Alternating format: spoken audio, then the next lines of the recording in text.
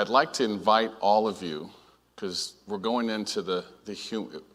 We used to call it the soft stuff. I'm going to call it the human stuff. I'm going to call it the heart stuff. So I'm going to invite everybody for a moment, if you'll indulge me, to close your eyes.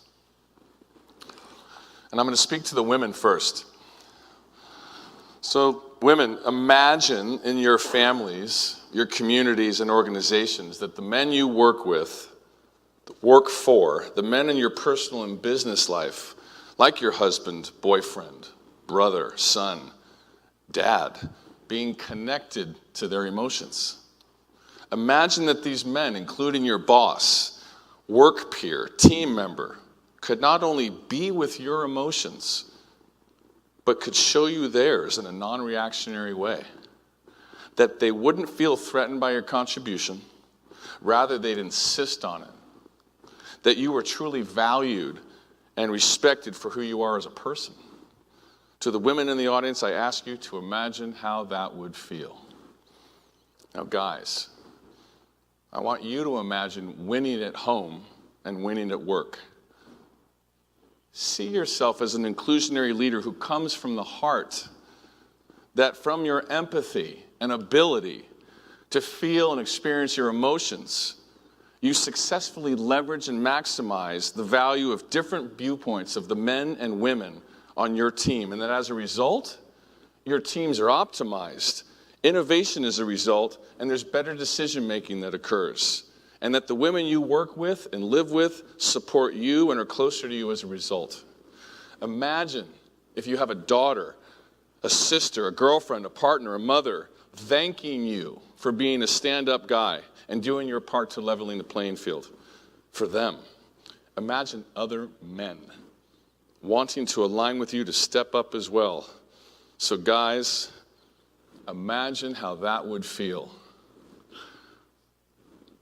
Notice I didn't say think. Imagine how that would feel. So you can open up your eyes. Now, for this to happen, we're going to have to embrace a whole new way of being as men.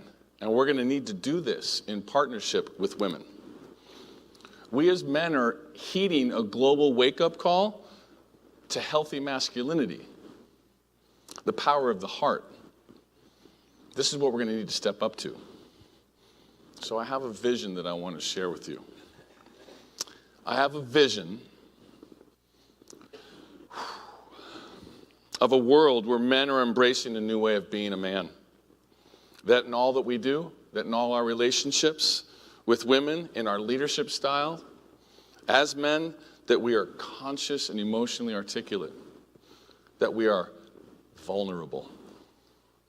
I have a vision that we as men use our power and our privilege for good, that we can create a partnership of our heads and our hearts as leaders.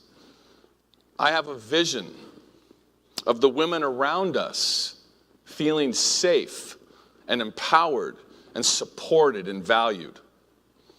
I have a vision that at the end of the day, both men and women are supporting each other to be their full selves with shared leadership both at home and work. This world can look like more women in leadership roles, balanced boardrooms, more men taking family leave, and men and women bringing out the best in each other. As you've heard, the business case is important. The personal case of the benefit to men is important. That's what Michael talked about. Flipping the switch, which my dear partner and millennial friend talked about, is going to require heart-based leadership. Leadership in partnership with accountability and purpose. And this is when the better man inside of all of us knows that it's game time. And that's the only sports metaphor I'm going to do. So here's what we need to do. First, we must need to recognize the problem. And what most men in society think of what it means to be a man isn't serving anybody. It shows up in our relationships and leadership. The toxic version of this is what causes war and domestic violence and these horrific shootings that we read about almost every week, it seems like. It also causes suffering to those close to us who we love. And not most important, but last but not least, it's also hurting us. We as men are feeling isolated. It's going to require that we just say no to outdated myths of male leadership. These myths serve nobody and they hurt everybody. In a recent webinar that we did for some middle managers, we introduced a couple of things, you've kind of heard them referenced today, about what guys do without being aware that we're doing it or the impact. The first one is man-interrupting, which says and communicates to women, I can't wait for your relational thinking. I can relate what you're saying to the other men in the room better than you. And for guys, or for the guys in the room, that doesn't land very well for the women. They don't need us to do that. Mansplaining. This is when men explain things to women they are perfectly capable of understanding themselves. I still do it sometimes. Truth be told. If we're going to be modern-day inclusionary leaders, it's going to require some courage, some self-inquiry, and some honesty. You know, in my work with men over the last 17 years, I've heard over and over and over again that feeling and respecting our emotions is something that we were never taught. And we heard earlier today that it doesn't need to be that way anymore. But what did get handed down? Stuffing sadness, hiding fear, the silence of shame, and the one acceptable emotion, anger. And so for men to be inclusionary leaders, to be gender partners, we're going to need to up our game. So for me, the wake-up call, and I don't know why this is, but it often takes pain to get men's attention. And so I had to go through a divorce with the mother of my 3 children and a partnership breakup to get my attention to go on my journey. And in this particular journey, it triggered me to take a very deep look at myself, find out how I was behaving, how I was impacting other people, who I was hurting, and that I, in fact, was hurting.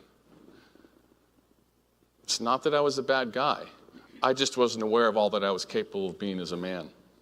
So fortunately for me, I attended a training put on by the Mankind Project, who are one of our sponsors, our breakthrough sponsors, and it changed my life forever. I joined a men's group, and I began my journey of the heart as a man. Now, some guys might be thinking, well, why would you do that? Let me tell you the upside of what's possible. I made peace with the mother of my 3 children. I have a wonderful life partner in my life, Anita, of 16 years. My sons.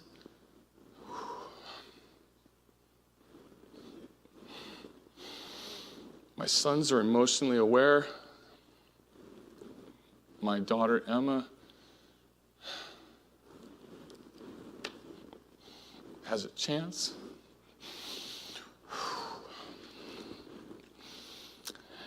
And many great women on my path have really stuck up for me and helped me become the man I am today. And all of this is because I chose to make a journey to the heart. So it's real simple, guys. If I can do it, so can you. Are you ready? Are you ready? So here's the thing. We as men have both the power and the responsibility to step up for gender partnership, and everyone wins, including us. All of you here today are stepping up and answering the call, and we need a lot more. So here's some real simple things that you guys can do. Get curious about your own unconscious bias and how some of the healthy masculine concepts you learned about today can support your leadership both at work and at home. 2, seek out women in your company. Ask them to tell you what it's like to work in their company. And listen. Don't just listen to the words. Listen to what goes on here. It's revelational. 3, invite another man into the conversation with you so that you have someone you can grow with. And 4, lead up. Get senior leadership in your company engaged in the conversation for gender partnership. Now, women, we've been talking a lot to the guys, and here's a few words I have to say to all of you. We are your partners. We have worked with women's ERGs and companies around engaging men, and we've helped gender partnership as an idea start to enter into the ecosystem. But what I want you all to know is that the men here, too, they are your partners. So I'm going to take a breath right now, and I'm going to ask all of you to take a breath.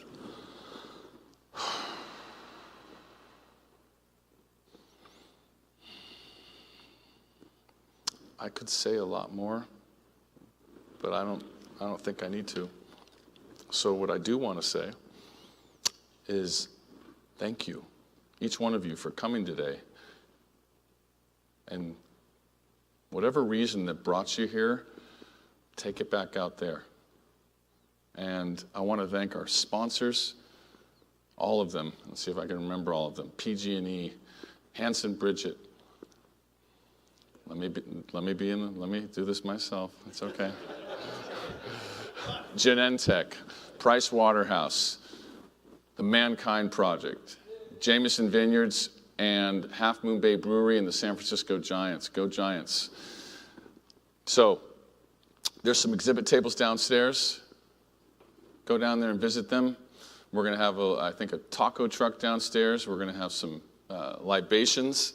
And if you enjoyed today's experience and this whole concept of this kind of experience is attractive to you, and you want to bring it to your city, you want to bring it to your company, talk to us. And I think I'm supposed to, before we finish here, is cue to the, where do we go from here, like that slide? Yeah. So I'm still learning about social media, but go to our Facebook page, like us, tweet about us. I want, the next time we do this, instead of 150, dare I say I want 1,500. Be careful what I wish for. Thank you very much for coming today. Thank you.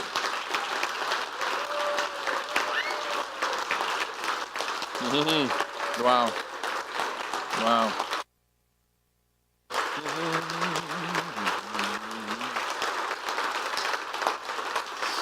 Wow.